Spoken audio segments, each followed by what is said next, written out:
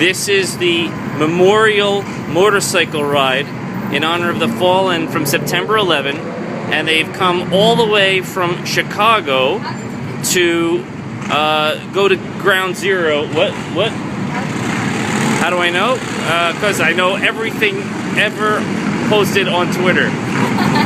And, oh, there's John Chakalakal, I think, down there. And let's see, yeah, so they're on their way to Ground Zero right now. And they're scheduled to arrive at midnight. There's a lot of them.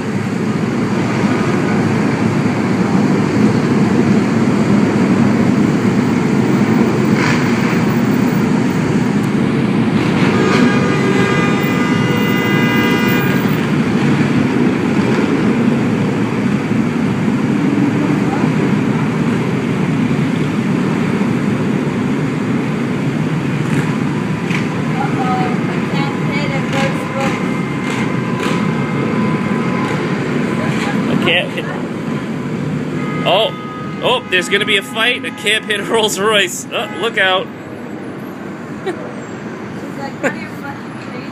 Well, I think that's it for the motorcycles. But now we have new action. Wow.